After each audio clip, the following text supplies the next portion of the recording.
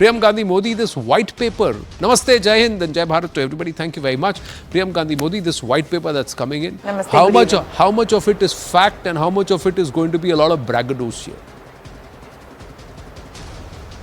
So, namaste and good evening to everybody. So, I believe that all of it is going to be fact, and what is important to remember and also to notice is that in both the Prime Minister's speeches, in Rajya Sabha today and in Lok Sabha the day before yesterday, he mentioned Pandit Nehru's mistakes in handling various policies and various aspects of the country.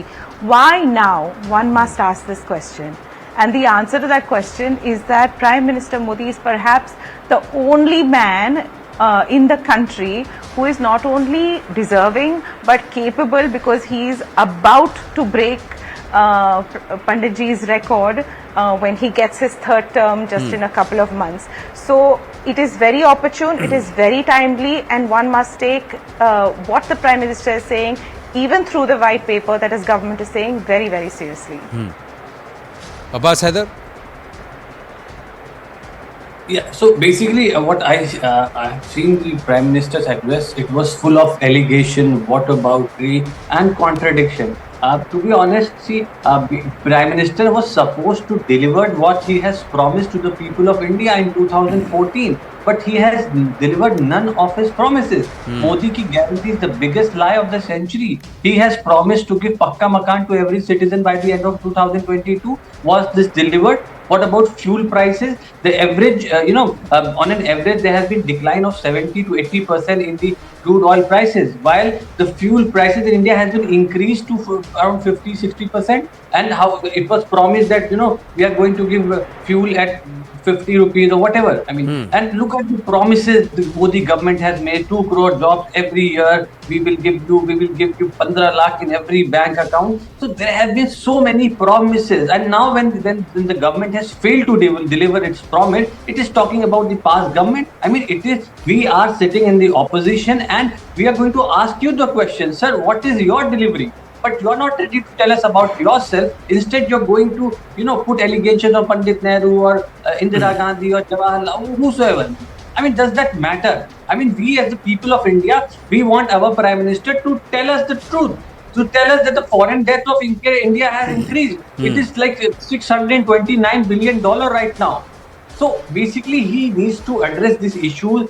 They talk about GDP, that GDP of India has become number 5, but they'll never talk about per capita GDP, which is on the 120th place. You talk about USA, their per capita GDP is $82,000. You talk about Germany or China or maybe Russia, their GDP is 50,000, 70,000 US dollar. Where is our GDP? $2,300 per person. That is the per capita GDP. And you are talking about promises, but they also did not tell us that in 2011, India's GDP was at number 3 for a short span of time. So I think we don't need disparity in this country. We want resources of country to be divided among every citizen equally. So that should be done. And instead of doing so, the Prime Minister is boasting of what he has not delivered and what the previous government may have not delivered. So only trying to gloss over what this government has not delivered, while for shining the spotlight on what the previous 10 years could not deliver upon. Sahyad Zafar of Salamdi, please respond. See, why this concept of white paper, Anand, we need to understand. When we inherited the Indian economy in 2014 from UPA, it was in terrible shape. Everyone knows that during UPA 1, economy was doing well, but as we entered in UPA 2, economy started destabilizing the country.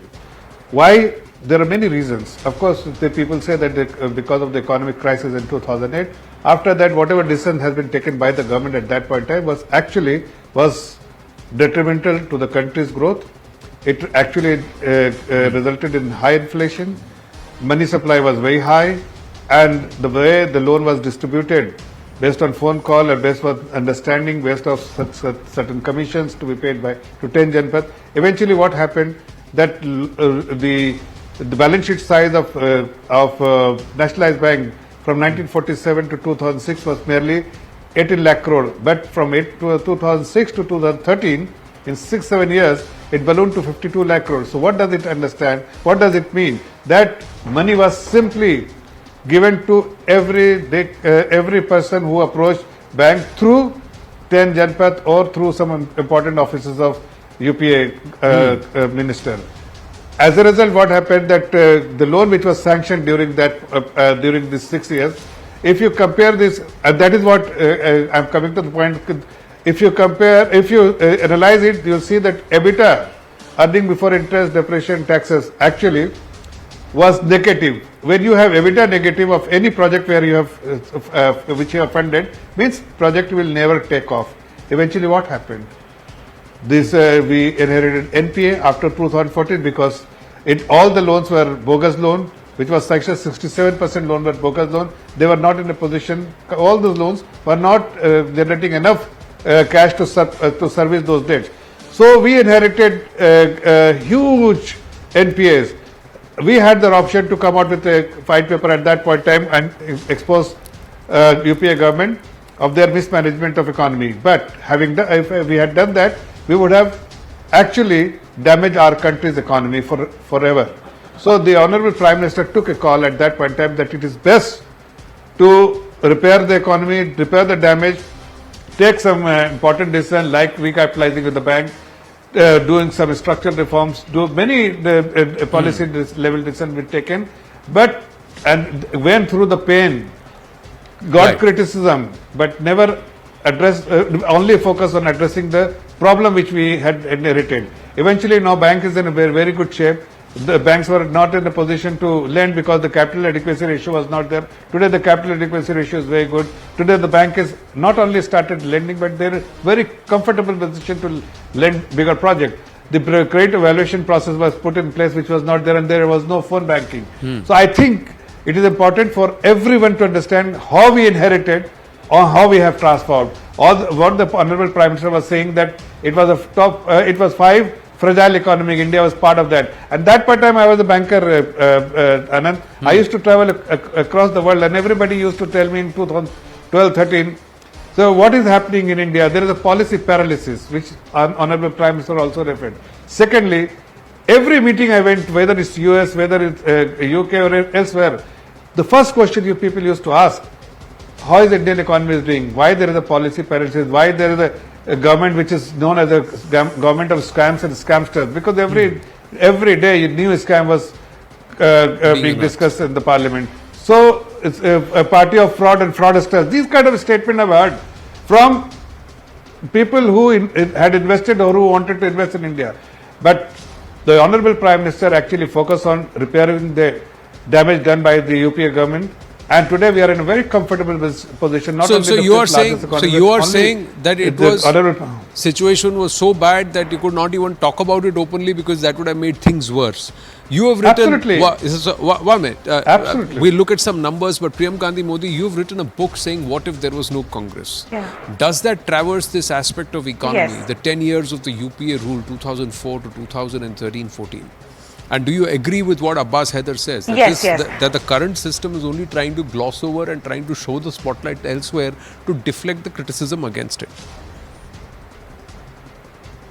Not at all. Anandji, see, like the Prime Minister also said today, taking 25 crore people out of poverty is a very, very big deal. Multidimensional poverty. 80 crore people, providing food grains to 80 crore people. Also, this is coming out of somewhere. All of the policies, see, there is a difference between announcing a policy and actually implementing a policy.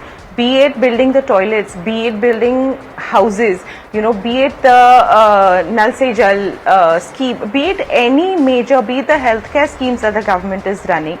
All of this not only starts but is also implemented at a very, very wide scale through the country, right? If you look at any credible global organization, they all say that the Indian economy is the bright spot in the global economic situation at this point in time. right? So they're coming from somewhere, it's coming from the numbers. In terms of not just the UPA era, but all of the, past Congress governments, especially Indira Ji's government, the inflation at her in the 70s was 34.5%. 34.5%. How can the Congress talk about inflation when their own numbers were this crazy, right? So it's not just that the Prime Minister or his government is glossing over or just attacking the opposition. They are doing so very rightly because they got the country out of a very, very fragile state. Look at what is happening in Congress run Karnataka. They overpromised. They won the elections based on overpromises. Are they able to sustain those? They are not, because they don't know how to manage the economy. That's exactly how their governments have been run.